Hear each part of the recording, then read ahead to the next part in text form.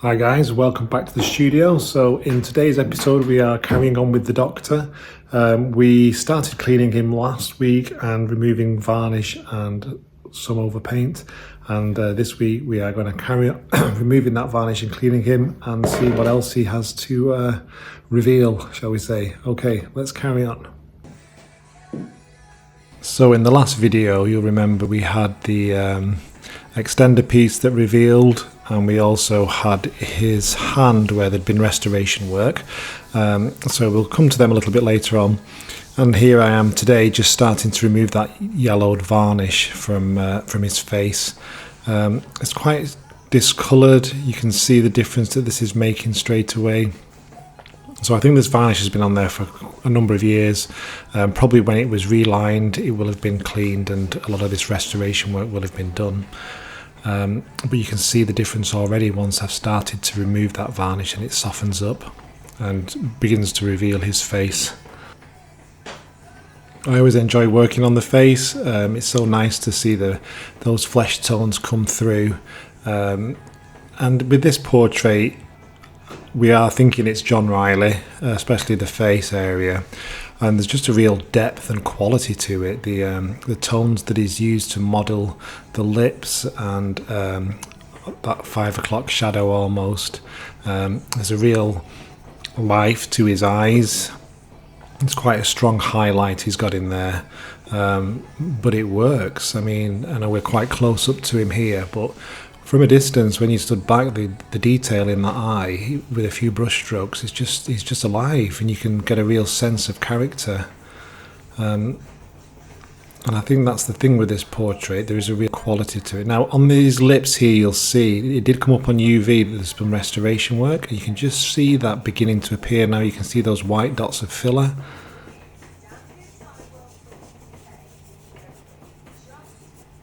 So again, this is something that we were aware of before we started the clean, and there's a little bit around his cheek as well. But things like this, the UV light is brilliant because it just lets you know what's coming, so there's no surprises. I knew this area would lift, and it did. And then you can just see a little bit on his jowl there has just started to move as well, so white areas of filler coming through. If I hadn't used the UV light and I was just going straight in on this, I'd be a bit more concerned and thinking, oh, I wonder how much restoration has been done. But I'm quite happy with that. I knew that would come off. And then I'm just going back on the other side of his face now. So I tend to do a half and half on the faces, and that's always a good photograph to send the client to show the difference and keep a record of the clean. And it always looks good with the one half still discoloured and the other half the true colours.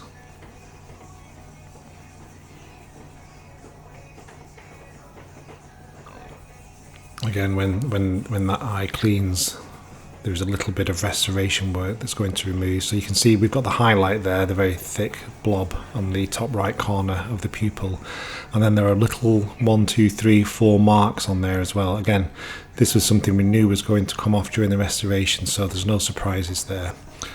Sometimes the eyes are quite delicately painted. I think it's really difficult for artists to kind of get everything just right in there, especially if they've got brown tones in there, which are the weaker pigments. So sometimes the eyes are usually a little bit less stable, shall we say, than those flesh tones that have got like the lead white in there. That's a really strong pigment. But yeah, his bottom lip, the way that 5 o'clock shadow is coming around, he's got a little smile as well. There's a little smile to him. He's obviously been living well. He's got a bit of a double chin going on, so he's not food insecure, shall we say. Something I heard the other day. And then there's details coming through of his wig. You can see there's a few fine hairs on that curl on his right cheek. And I'll talk a little bit more about his wig in a minute. I've been doing some research on the wig that he's wearing, and a friend of mine has also given me some great information about the style of wig and why this wig came into being as well. So I'll talk about that in a little while. But yeah, that's the clean pretty much done on his face now. So again, I just kind of like to tidy up with my it's like a solvent stopper now, so any cleaning process is finished, and what I apply now kind of deactivates any active agents that are on there, so that's kind of stopping any further cleaning or dissolving of the varnish. So you can see there from that angle that the face is clean, and yeah, it's just brilliantly painted. And now I'm coming to work on that wig. So the wig that he's wearing is what they called a full bottom wig. That was very fashionable between the early 1670s up to 1715, say, and he would have been considered a gentleman. This was nothing much to do with his manners like these days, but more of an originally a legal term of someone of good independent means. So this meant that he was rich enough to own his own land and had a good income. However, by the late 18th century into Regency times, this had gradually changed to also mean someone who didn't work at all and lived off inherited wealth. However, this time in the 17th century, it was a man who was generally well off and wealthy. He would have to have his own house, his own carriage and horse, as well as holding a fairly healthy bank account, and usually held some property and land to enable him to vote and be a member of Parliament. Also, any working men who were farmers or working manually with their hands were lumped together and called workers. This was another way that people could discern a bona fide gentleman, which was by his clothes. And it was still unacceptable for anyone to wear a full bottom wig if they were not a gentleman. Hence the expression denoting an important person being deemed a bigwig. So it was only those who had land and independent wealth and the ability to vote that were allowed to wear such a wig. So you can presume that our doctor here was at least financially comfortable and well off.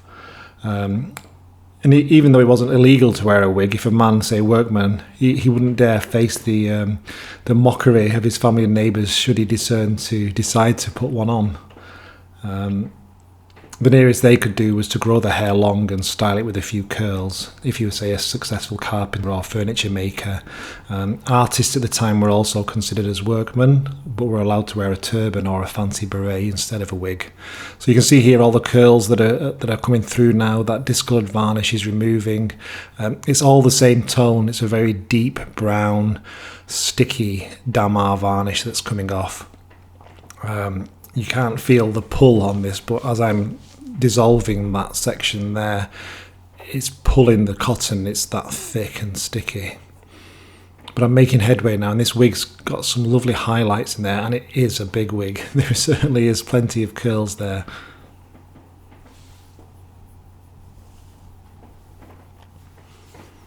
So the best full bottom wigs were incredibly expensive and would be left to male relatives in wills, being made of real hair, usually bought by the foot for 2 to 5 shillings. So here's some early styles that you can see there, especially those big wigs at the top.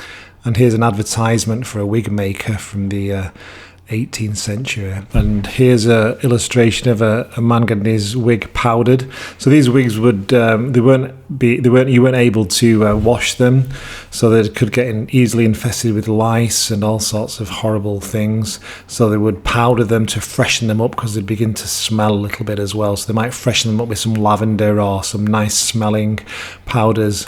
I think the first time someone wore their wig powdered, they were just rushing out to an event and entered the room with all this white powder on, and everyone was like, oh, aghast. But he looked so stylish, he just kind of carried it off. I don't know if that was one of the royal family or not, but then the trend was to have your wig powdered, and this continued until the end of the 18th century, when they brought in a tax or a levy on the powder that they used on the wigs, and then they started to fall out of fashion a little bit. But he's looking better now. You can see a lot of those curls coming through. Here's a number of the swabs that was used in that process. You can see how much I've cleaned on the background. And here is the swab. I do like to assess them afterwards, and it just gives you a good indication that you're uniformly taking off the varnish and they've all got the same colouring. So we have spoken to the client now, and even though I quite like the extender piece that we've discovered, we're going to keep it as it was when the client bought the painting. So we're going to return it back, we're going to paint over the extender piece, and then just make it look like the original portrait would have. Well, the pre-extended portrait would have looked. So we're going to paint over the top of that now. So we will be saying goodbye to the extender piece. Before we do that, we're going to apply a barrier varnish to the whole painting. So this is again fully reversible translucent hydrocarbon varnish that will has got good longevity, so shouldn't discolor over time. And then once this barrier varnish goes on, it allows me to retouch the painting without any of my retouchings fusing with the original paint layer. And then once this is dried and in place, I'll be able to retouch using the conservation pigments that I'm going to use for this. So these pigments are suspended in a resin. So again, it's a conservation grade resin that a number of different solvents will dilute. And these are all kind of raw pigments as well. So it takes a couple of coats to push back those filled areas. So you can see their filler, the original filler that's on there, that was used to again extend the relined canvas to the edge of this stretcher. And what I'll do now is just build up subsequent layers using these pigments. They dry quite quickly, so the resin that they're suspended in, once it's softened with the solvent, allowing me to use it and mix it, it will probably take, I don't know, say 10-15 minutes for it to dry and fully go off, and then I can go over and give a second coat. So you can see already here on that second layer now, it's making more headway and covering that filled area. And then here's the extender piece now. So again, I've built up a larger body of my pigment, so I'm just going to use one tone to begin with, just to cover that area. So at this stage it looks like a glaze, but it's just going to be the first coat. So I'm just going to use the same color. I'm trying to match the brown of the drapery in the background here. Again though, this will take a number of different coats to achieve the result that I want, because the piece of canvas, I'm looking at it now and it's just so fantastic. It's got to be of a regal gown or some kind of dignitary's robe. We've got rich red velvet, we've got some kind of ornamentation on there. But yeah, again, another time consuming process just to build those layers up. It'll take 3 or 4 of those easily. So while that large area is drying, I'll start now retouching some of the smaller sections where there's been scrapes and rips and tears that have been filled. So again, I'll be using the same retouching pigments that I just showed you before, and I'll be just again 1 or 2 coats of these. So an initial base coat just to push that filler back, and then once that's dried I'll go back in again and then start the actual colour matching to match the tones of the painting. So a number of restorers will use different retouching methods. Some will use watercolour, some will use the resin chips, some will use conservation grade oil paints. I've used all of them in the past, and sometimes it depends on the painting that I'm working on what I will use. But yeah, everyone will have their set way of building up these retouchings. But it's just small little dots of pigment, and just to push those back in the first instance.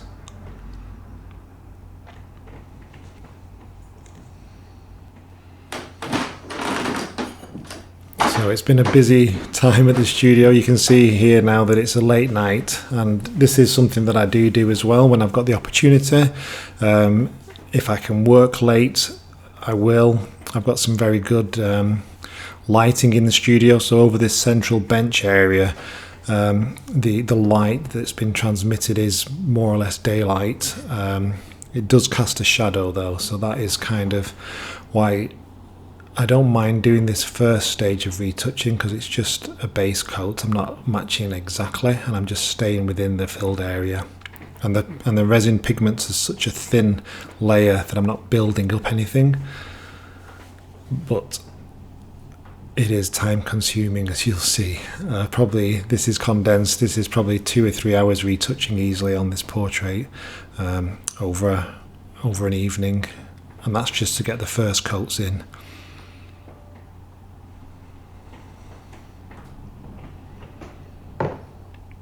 Cup of tea is always welcome at the studio. I wish I had an assistant that had put the kettle on for me. But these are good breaks to have sometimes. Sometimes you need to give your eyes a bit of a rest because it is tiring on you, on the concentration that it takes. And I heard someone speaking the other day about a good day's work done, and after a full day's retouching, I sit in that chair and I am spent, but it's a good day's work. It's a good feeling.